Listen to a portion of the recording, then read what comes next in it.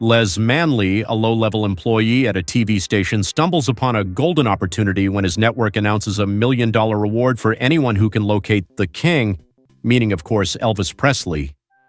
Determined to prove himself and escape his mundane job, Les embarks on a quirky cross-country adventure, encountering oddball characters and bizarre challenges in his quest to track down the elusive rock and roll legend.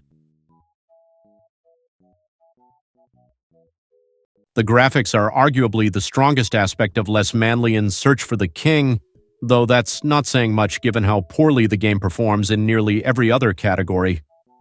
For a 1990 release, the visuals are somewhat charming, but they pale in comparison to titles like Monkey Island and King's Quest V, which offered far superior graphics and animation. The in-game map is especially frustrating, making navigation a confusing mess where it's often impossible to tell where you're going or what you're even looking at.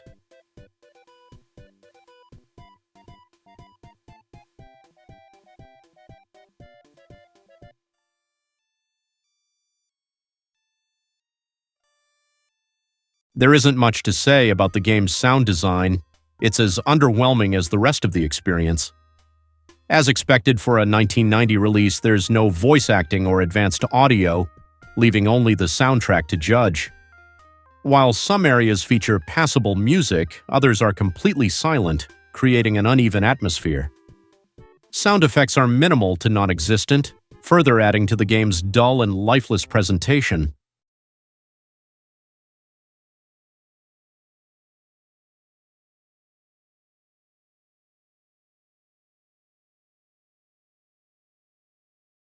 When it comes to puzzles, Les Manley's Search for the King might have some of the worst ever seen in an adventure game. While it was common at the time for puzzles to be obscure, partly to sell hint books and helpline calls, this game takes it to a ridiculous extreme. Many solutions are completely nonsensical, making progress feel more like blind luck than logical problem-solving. One infamous example involves Les using a test-your-strength machine, where another character hits the target, launching him through the air like a human pinball to his next destination. The puzzles are so absurdly unintuitive that completing the game without a walkthrough is nearly impossible.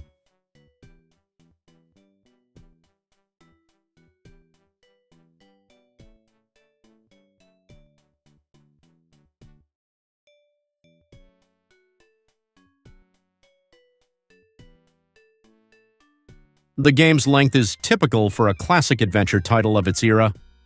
A full playthrough takes around 40 minutes, if you know exactly what to do. However, without a walkthrough, expect to get stuck frequently, as progress is painfully slow due to the game's absurdly illogical puzzles.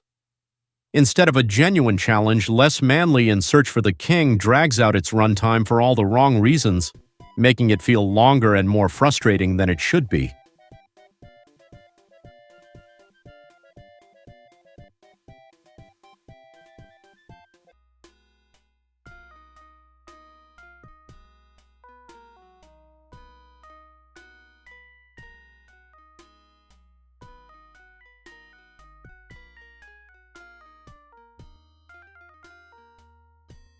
Searching for Elvis, aka the King, could have been a solid premise for an adventure game, but Les Manley's Search for the King fails in execution, puzzle design, and overall enjoyment.